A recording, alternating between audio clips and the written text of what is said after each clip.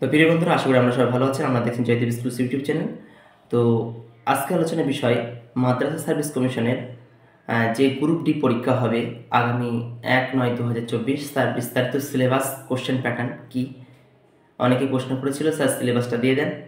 তো সিলেবাস নিয়ে আজকে বিস্তারিত আলোচনা করব। তা আলোচনা করার আগে আমরা প্রথমেই যাব সেটি হচ্ছে যে 2024 অর্থাৎ 23 সালের গেজেট অনুসারে যদি তোমার 2024 সালে পরীক্ষা হয়, তাহলে কিন্তু তোমাদেরকে 90 মার্কসের পরীক্ষা দিতে হবে। যে পরীক্ষাটি 2010 সালে হয়েছিল, যে সমস্ত ক্যান্ডিডেট পরীক্ষা দিয়েছিল 24,577 জন, তারা কিন্তু কম মার্কসের পরীক্ষা দিয়েছে, তারা 90 মার্কসের পরীক্ষা দেয়নি। আচ্ছা, তো সেই কোশ্চেন হয় 15 মার্কসের ছিল সেই সময় গেজেট অনুসারে। তো এখন যদি পরীক্ষা হয়, তো সেটা মাদ্রাসা সার্ভিস কমিশন নির্ভর করবে 90 মার্কসের পরীক্ষা হবে না 45 মার্কসের পরীক্ষা হবে না 15 মার্কসের পরীক্ষা হবে। তারপরে তো ইন্টারভিউ আছেই, তো সেই দিকে নজর থাকবে। তো আমরা সরাসরি চলে যাব আমাদের মূল আলোচনার বিষয়, যে আজকের কোশ্চেন প্যাটার্নটা কি কি সিলেবাস তোমরা পড়ে যাবে। যারা আগে পরীক্ষা দিয়েছে তাদের পরীক্ষা দেওয়া হচ্ছে না, যারা পরীক্ষা দাওনি তাদেরই মূলত সমস্যা। সুতরাং তোমাদের কিন্তু মানসিকভাবে প্রস্তুতি থাকতে হবে। সম্পূর্ণভাবে সিলেবাস শেষ করে তারপর কিন্তু পরীক্ষা হলে তোমরা যাবে, কারণ অনেক বছর পর পরীক্ষা নেওয়া হচ্ছে, শূন্যপদের সংখ্যা বেশি থাকবে এবং চাকরি থেকে কিন্তু তোমরা নিয়োগ পেয়ে যাবে, এটা আশা রাখতে পারো। সেই 2010 সালে আর কোথায় 2024 সাল, শূন্যপদের সংখ্যা বেশি হবে বলেই এত সংখ্যক ক্যান্ডিডেটদের আবার পুনরায় কিন্তু মেন পরীক্ষা নেওয়া হচ্ছে। তো চলো আমরা চলে যাব সরাসরি। তো প্রথমে দেখো, প্রশ্ন হবে জেনারেল নলেজ, কারেন্ট অ্যাফেয়ার্স, গণিত। এই তিনটে টপিক থেকে কিন্তু আমাদের পরীক্ষা হবে। জেনারেল নলেজ যদি পুরনো পরীক্ষায় পদ্ধতিতে পরীক্ষা হয় তাহলে পাস পাস পাস, অর্থাৎ জেনারেল নলেজে পাস, কারেন্ট অ্যাফেয়ার্সে পাস এবং গণিতে পাস। আর যদি কম নম্বরে পরীক্ষা নেয়, 45 নম্বরে নেয়, তাহলে প্রত্যেকটা টপিক থেকে 15 করে পড়বে। আর নতুন নিয়মে পরীক্ষা নেয় তাহলে 30 করে প্রশ্ন থাকবে। অর্থাৎ তোমাদের জেনারেল নলেজ, কারেন্ট অ্যাফেয়ার্স, গণিত এই থেকেই প্রশ্নর কাঠামো তৈরি হবে। তো এবার এই জেনারেল নলেজের মধ্যে কী কী টপিক আছে, কারেন্ট অ্যাফেয়ার্সের মধ্যে কী কী টপিক আছে, গণিতের মধ্যে কী কী টপিকস আছে, সেগুলো আমরা দেখে নেব এবং সেই অনুযায়ী তোমরা প্রস্তুতি শুরু করবে। তো জেনারেল নলেজের মধ্যে থাকবে দেখো ফিজিক্যাল সায়েন্স, ভৌতবিজ্ঞান, লাইফ সায়েন্স, জীবনবিজ্ঞান, হিস্ট্রি, ইতিহাস, জিওগ্রাফি, ভূগোল, এনভায়রনমেন্টাল সায়েন্স অ্যান্ড আর আদার থিংস রিলেটেড জিকে, এবং পরিবেশবিদ্যা এবং সেই সংক্রান্ত আরও জেনারেল নলেজ। তো তোমরা এই সংক্রান্ত বই পেয়ে যাবে বা তোমাদের অনেকই পুরনো বই আছে। বিশেষ করে মাধ্যমিক লেভেলের সাবজেক্ট থেকে কিন্তু তোমাদের পরীক্ষাটা হবে।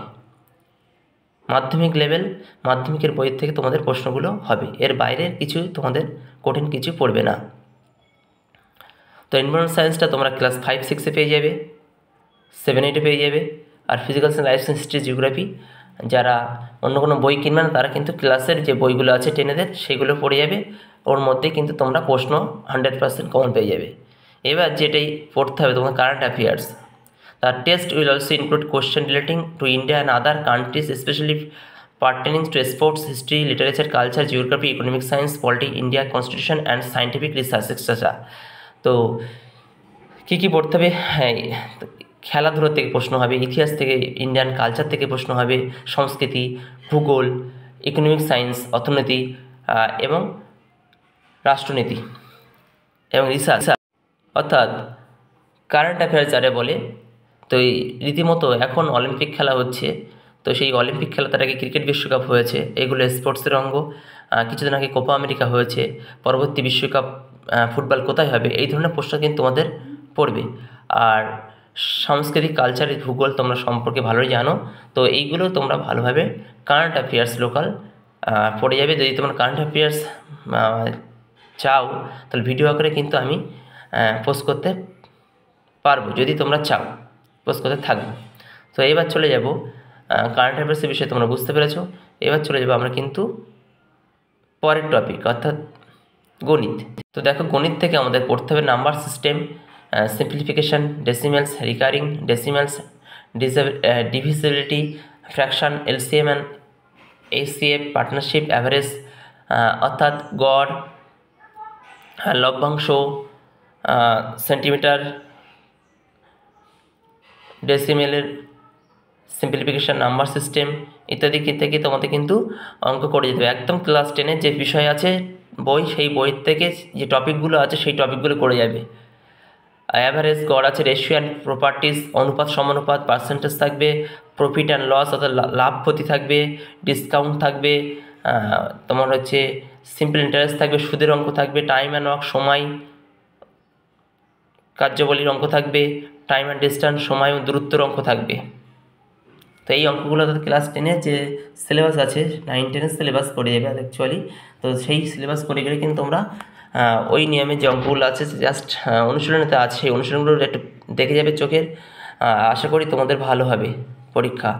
এবং যদি অঙ্কগুলো একটু টাচে থাকো বা টাচ করতে পারো কোন নিয়মে হয়েছে, তাহলে কিন্তু তোমরা অঙ্কের ভীতি তোমাদের কেটে যাবে, তোমরা সাকসেস হবে।